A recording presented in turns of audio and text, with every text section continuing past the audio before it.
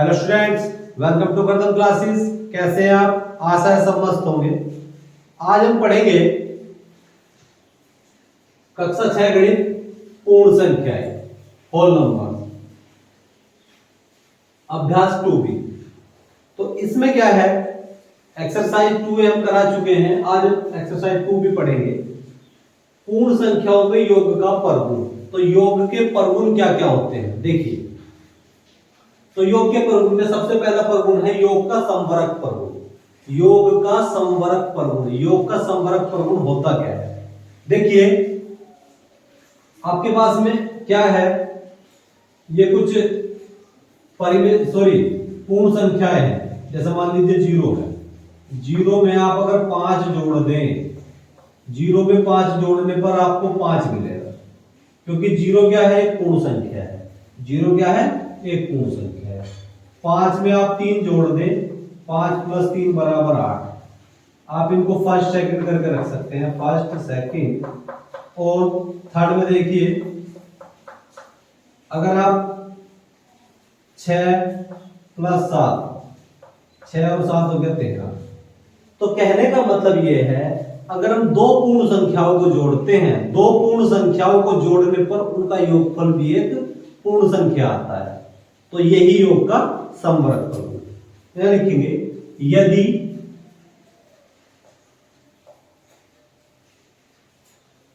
दो पूर्ण संख्याओं, यदि दो पूर्ण संख्याओं को जोड़ने पर, दो पूर्ण संख्याओं को जोड़ने पर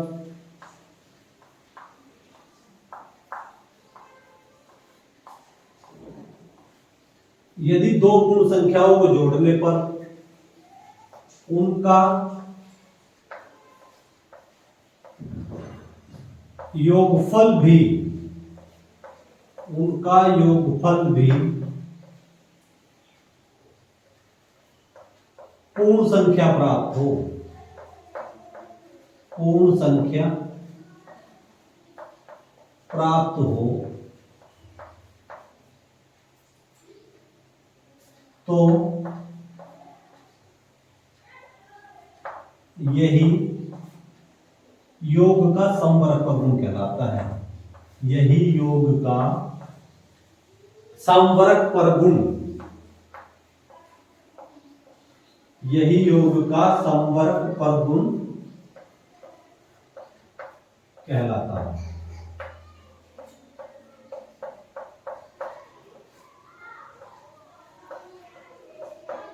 ये इसके 3 एग्जाम्पल है।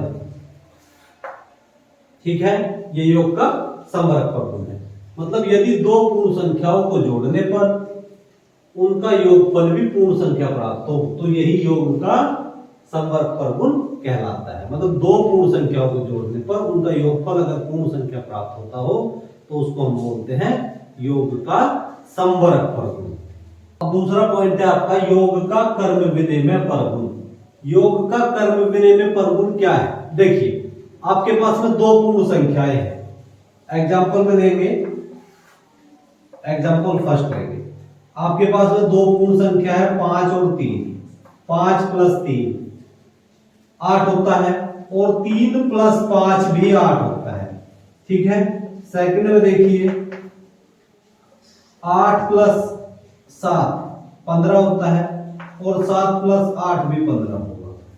थर्ड पॉइंट में देखिए, अगर 3 + 2 5 होता है, तो 2 + 3 भी 5 होता है। मतलब आपके पास में दो पूर्ण संख्याएं हैं। उन पूर्ण संख्याओं को हम किसी भी क्रम में जोड़े तो उनका योगफल समान होता है। यही योग का कर्म विनिमय परगुण। तो लिखेंगे, दो पूर्ण संख्याओं को, दो पूर्ण संख्याओं को, दो पूर्ण संख्याओं को, दो पूर्ण संख्याओं को किसी भी क्रम में जोड़ने पर, किसी भी क्रम में, किसी भी क्रम में जोड़ने पर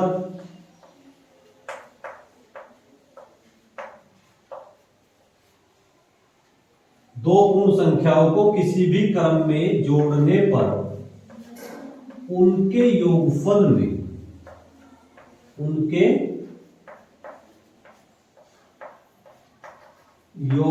में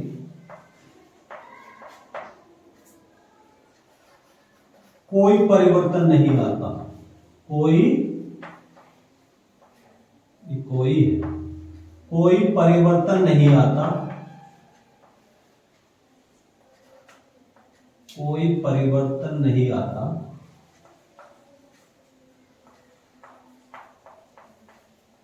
कोई परिवर्तन नहीं आता है। यही योग का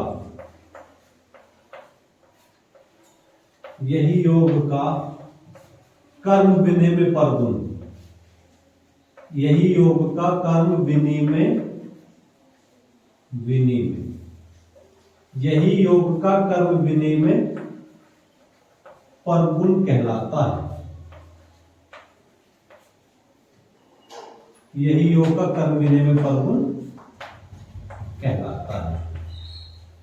ठीक, कर्म विनिमय परगुण क्या है? दो पूर्ण संख्याओं को हम आगे पीछे करके किसी भी क्रम में जोड़े तो उनका योगफल समान आता है। यही योग का कर्म विनिमय परगुण है। ठीक, अब हम पढ़ेंगे नंबर 3 पॉइंट, योग का तत्समक अवयव। योग का तत्समक अवयव क्या है? देखिए एग्जांपल लेंगे। फर्स्ट देखिए, 0 में अगर आप 7 जोड़ दें तो आपको 7 प्राप्त होगा। अगर 0 में आप 3 जोड़ दें तो आपको 3 मिलेगा। थर्ड पॉइंट में देखिए, 8 में आप 0 जोड़ दें तो आपको 8 ही मिलेगा। कहने का मतलब यह है किसी भी पूर्ण संख्या में, यानी कि किसी भी पूर्ण संख्या में, किसी भी पूर्ण संख्या में, किसी भी पूर्ण संख्या में 0 मतलब शून्य को जोड़ने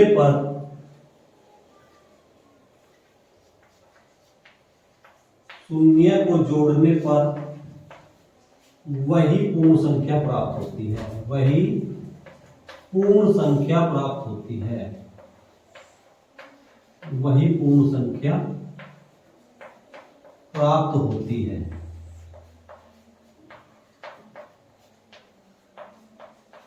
किसी भी पूर्ण संख्या में शून्य को जोड़ने पर वही पूर्ण संख्या प्राप्त होती है। इसे ही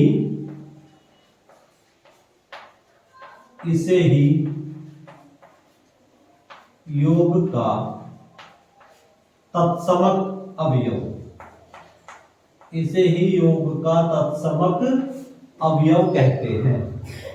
इसे ही योग का तत्समक अवयव कहते हैं।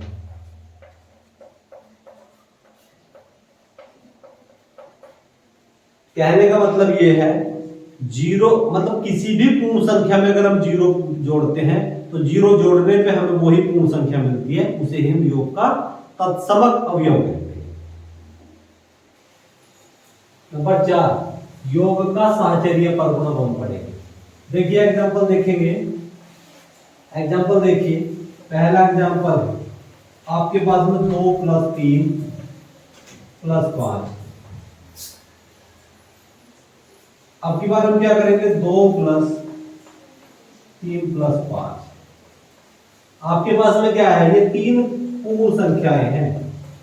इस तरह से देखिए, 5 + 6, 5 + 6 + 7, या हम इसको इस तरह से लेंगे, 5 + 6 + 7। ठीक, ये 2 एग्जांपल दे दिया आपको।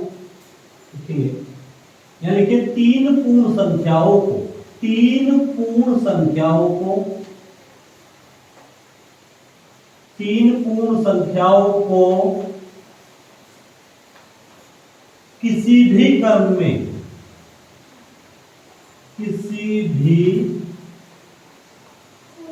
किसी भी क्रम में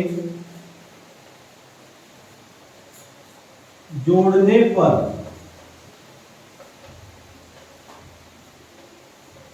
जोड़ने पर उनके योगफल में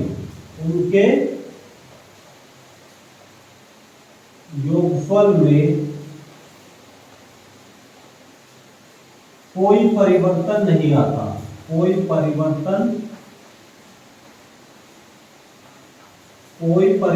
नहीं होता है, कोई परिवर्तन नहीं होता है। यही योग का साहचर्य प्रगुण है, यही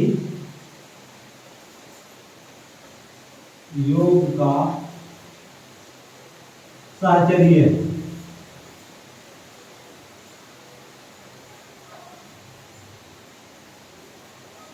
प्रगुण है।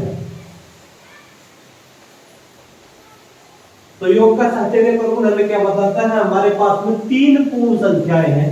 इन तीन पूर्ण संख्याओं को आप क्या करेंगे? आपने पहले दो संख्याओं को एक ब्रैकेट में रखा, तीसरी को अलग रखा। अब की बार क्या किया? बराबर में पहली को अलग रखा, तीसरी को, दूसरी और तीसरी को अलग ब्रैकेट में रखा। तो इनके योगफल में कोई परिवर्तन नहीं होता। तो तीन पूर्ण संख्याओं को किसी भी क्रम में जोड़ने पर उनके योगफल में कोई परिवर्तन नहीं होता है। यही योग का साहचर्य प्रगुण है। अब हम पढ़ेंगे पूर्ण संख्याओं में घटाने का संवरक प्रगुण। तो पूर्ण संख्याओं में घटाने का संवरक प्रगुण क्या है? आप एग्जांपल के माध्यम से समझेंगे।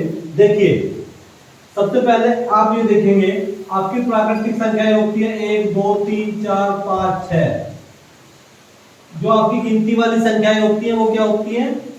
प्राकृतिक संख्याएं होती है। यदि प्राकृतिक संख्याओं के समूह में मैं 0 मिला दूं तो क्या बन जाती हैं? पूर्ण संख्याएं बन जाती है। क्या बन जाती है? पूर्ण संख्याएं। तो अब बोल रहा है पूर्ण संख्याओं को घटाने का संवरक प्रगुण। देखिए, यदि मैं 4 में से 5 घटा दूं, 4 में से 5 घटाने पर यह आपको माइनस की संख्या मिलेगी। क्या मिलेगी? माइनस। माइनस क्या है? यह आपकी पूर्ण संख्या नहीं है। माइनस क्या है? पूर्ण संख्या नहीं है, यानी को पूर्ण संख्या नहीं है, पूर्ण संख्या नहीं है। और देखिए, अगर मैं 5 में से 4 घटा दूं, 5 में से 4 घटा दूं तो क्या मिलेगा? 1। क्या मिलेगा? 1। ये क्या है? पूर्ण संख्या है, पूर्ण संख्या है। देखिए, अगर मैं 9 में से 5 घटा दूं, 9 में से 5 घटाने पे बचेगा 4। 4 क्या है? पूर्ण संख्या है, पूर्ण संख्या है। ठीक।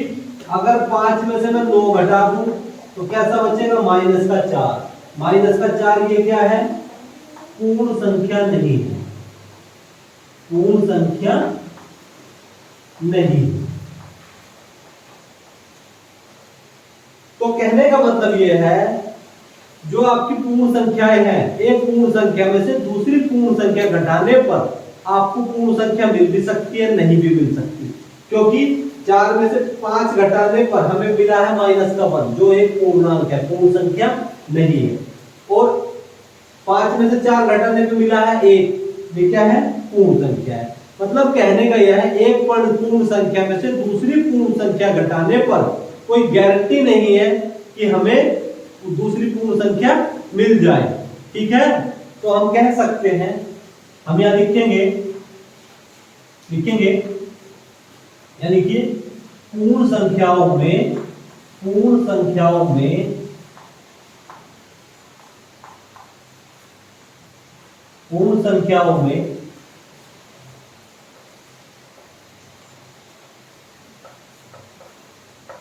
घटाने की संक्रिया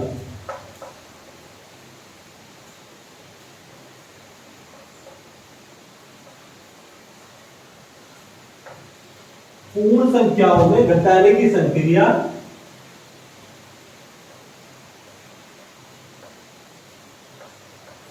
संवर्ग प्रगुण का पालन नहीं करती। पालन नहीं करती।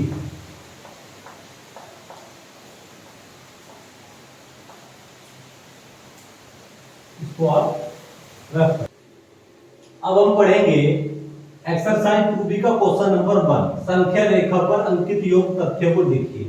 देखिए संख्या रेखा दी हुई है, इन संख्याओं को संख्या रेखा पर जोड़ा गया है। देखिए आप देखेंगे 1 2 3 4, तो ये कितना है भाई 4।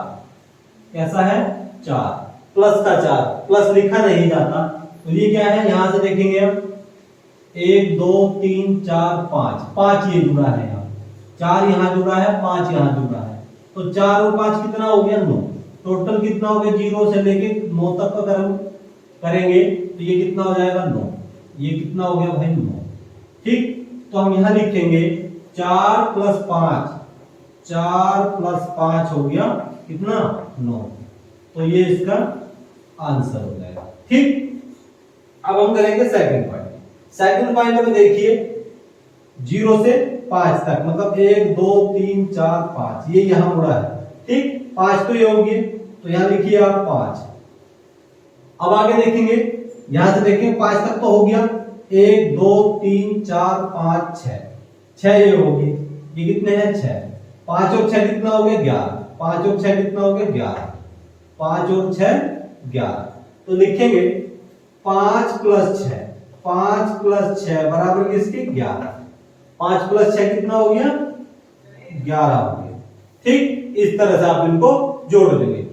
अब हम पढ़ेंगे क्वेश्चन नंबर 2। निम्नलिखित तथ्यों को संख्या रेखा पर दिखाइए।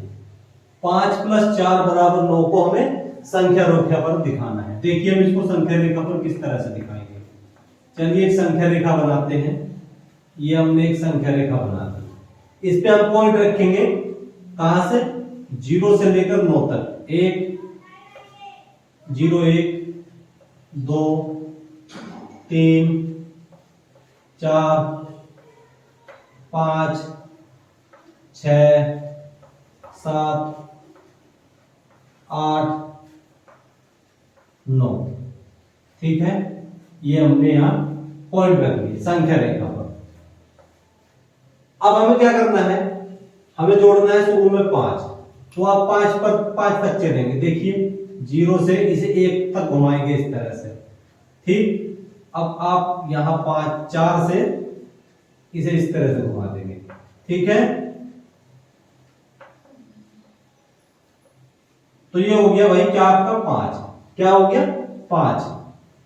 अब 5 से आगे कितना है 4, तो देखिए 1 2 3 4 यहां से लेंगे।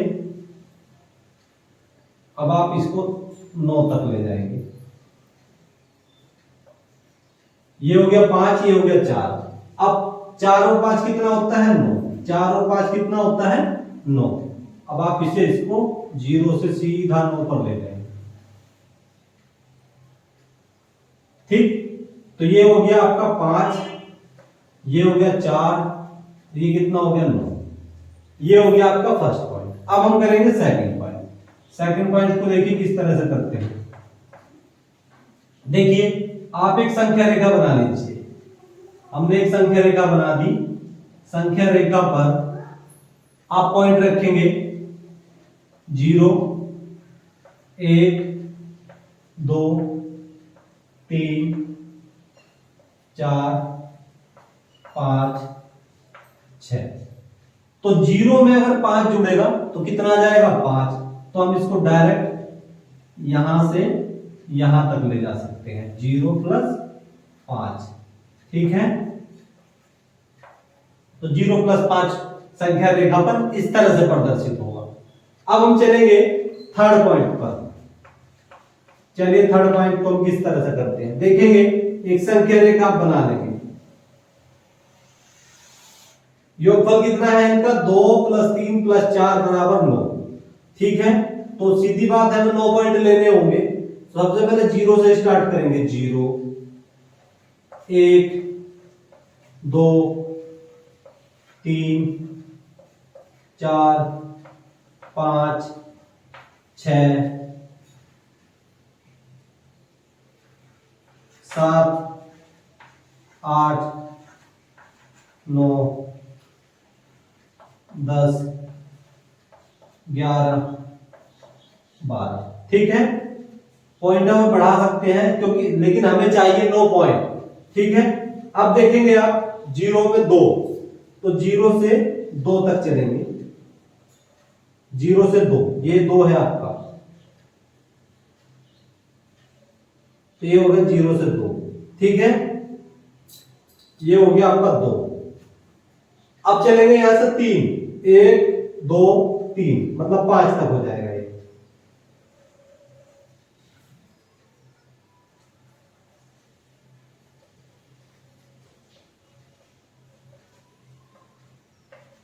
अब ये कितना हो गया आपका, ये हो गया आपका 3। कितना हो गया, 3, 2, 3। अब यहां से आगे कितना है, 4। 4 चलेंगे यहां से, तो चलेंगे 1, 2, 3, 4।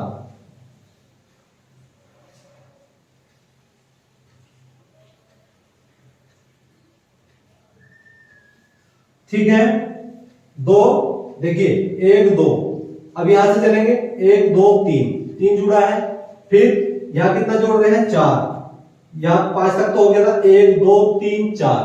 ठीक, तो इस तरह से आप इसको जोड़ लेंगे। 2 और 3 कितने हो गए, 5। 5 और 4 कितने हो गए, 9। अब 0 से आप इसको 9 तक इस तरह से ले जाएंगे।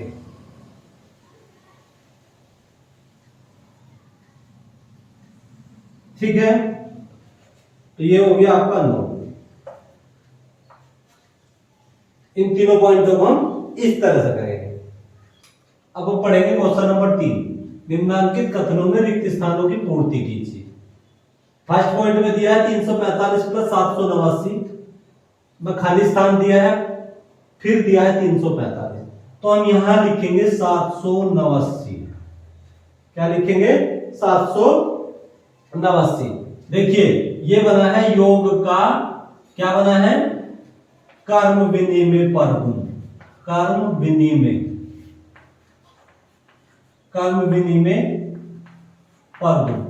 कर्म विनिमय परगुण में क्या है, दो पूर्ण संख्याओं को किसी भी क्रम में जोड़ने पर उनका योगफल वही आता है। तो यहाँ 345 के स्थान पे हमने क्या कर दिया, 789 कर दिया, और 789 के स्थान पे 345 कर दिया, तो इनके योगफल में कोई परिवर्तन नहीं होगा।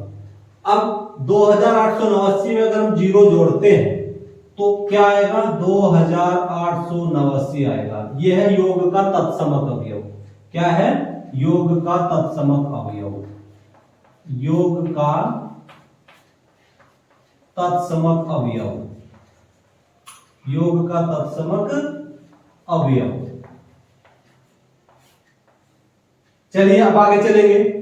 234 प्लस 456 प्लस 789, पहली दो संख्याओं को एक ब्रैकेट में रखा, तीसरी को अलग रखा। अब की बार क्या किया, पहली संख्या को अलग रखा, दूसरी और तीसरी को अलग ब्रैकेट में रखा। तो यह है योग का सहचर्य परगुण। योग का सहचर्य परगुण।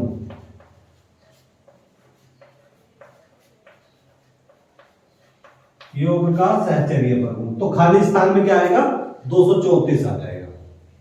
क्वेश्चन नंबर 4, पूर्ण संख्याओं के लिए घटाने की संक्रिया कर्म विनिमय नहीं है, 3 विभिन्न युग्म लेकर इसकी जांच कीजिए। युग्म होते हैं जोड़े, तो आप लेंगे, यहां लिखेंगे माना,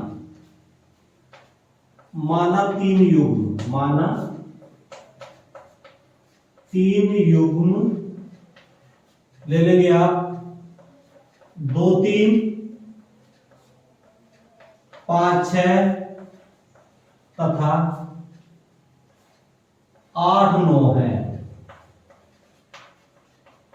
अब आप क्या करेंगे, इन युग्मों से हम इसकी जांच करेंगे कि घटाने की संक्रिया कर्म विनिमय में है या नहीं है। देखिए हमने क्या किया, पहले वाला युग्म लिया फर्स्ट, इसको फर्स्ट ले लेंगे। सबसे पहले दो में से आप 3 घटाएंगे, 2 में से 3 घटाने पर आपको मिलेगा -1। -1 क्या है, पूर्ण संख्या नहीं है। अब क्या करेंगे, 3 में से अब की बार आप 2 घटा देंगे, 3 में से 2 घटाने पे क्या मिलेगा आपको, ये मिलेगा 1। तो -1 1 के बराबर नहीं है। ठीक, तो पहले युग्म से ये प्रदर्शित होता है, ये जानते हैं कि पूर्ण संख्याओं के लिए घटाने की संक्रिया कर्म विनिमय नहीं है। सेकंड में देखिए, सेकंड में क्या है, 5 है, 5 में से आप 6 घटा देंगे तो कितना बचेगा, -1। ठीक है, और अब क्या करेंगे, 6 में से 5 घटाएंगे तो कितना बचेगा, 1। तो ये क्या है, ये भी बराबर नहीं है। आप एक काम करिए, यहां ये युग्म बदल दीजिए, इसको 8 10 कर दीजिए। चलिए अब आप थर्ड में चलेंगे। थर्ड में देखिए, 8 - 10, 8 - 10, 8 में से 10 घटा दिया -2, और 10 में से 8 घटा दिए कितना बचा, 2। तो -2, 2 बराबर नहीं है, ये भी बराबर नहीं है। तो हम कह सकते हैं, क्या कह सकते हैं, हम कह सकते हैं कि पूर्ण संख्याओं में घटाने की संक्रिया कर्म विनिमय नहीं है। तो यहां लिखेंगे, अतः हम कह सकते हैं, अतः हम कह सकते हैं, अतः हम कह सकते हैं कि पूर्ण संख्याओं में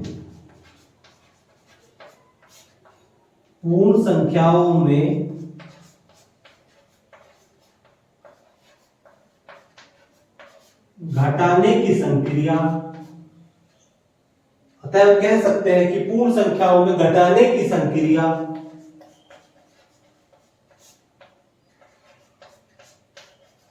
कर्म विनिमय नहीं है,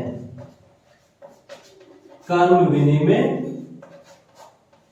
नहीं है। ठीक है, इसी के साथ में हमारी एक्सरसाइज फिनिश होती है। वो आपसे मिलते हैं नेक्स्ट एक्सरसाइज में।